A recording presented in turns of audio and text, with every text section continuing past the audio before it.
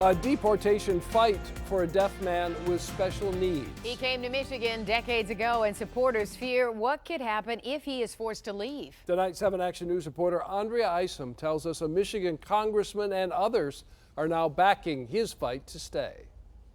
48-year-old Francis Anawa could soon be forced to live somewhere that is now unfamiliar to him, a place where he could not communicate with anyone. Some say that alone could kill him. Now government is getting involved, hoping to help right what they say is wrong. He's a contributing part of our society. He has this incredibly infectious attitude and smile. 48-year-old Francis Anwana is deaf, cognitively impaired, and requires special care. Because of those things, Francis really does not understand the one thing that could change his life forever. Francis is facing deportation to Nigeria, where he knows no one, because this is home. I want to stay. I want to stay here. I want to stay here, yes. USA, I want to stay. I want to stay in Detroit and USA.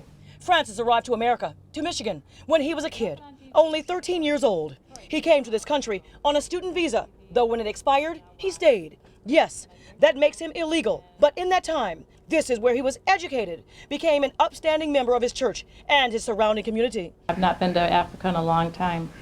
I live in Detroit. You know, it would just be wrong in every way I can imagine for him to not be able to stay here in the United States. No good would be done.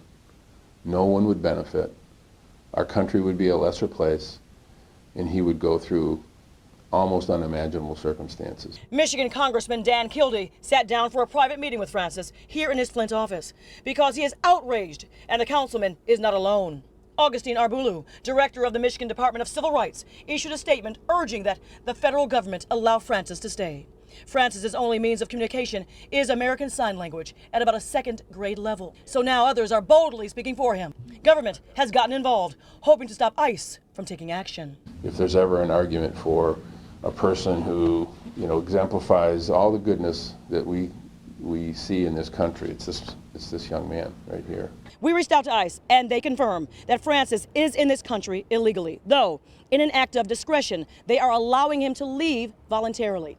But Congressman Kildee is hoping that a bill he recently introduced will be supported to keep Francis in Michigan. In Flint, I'm Andrea Isom, 7 Action News.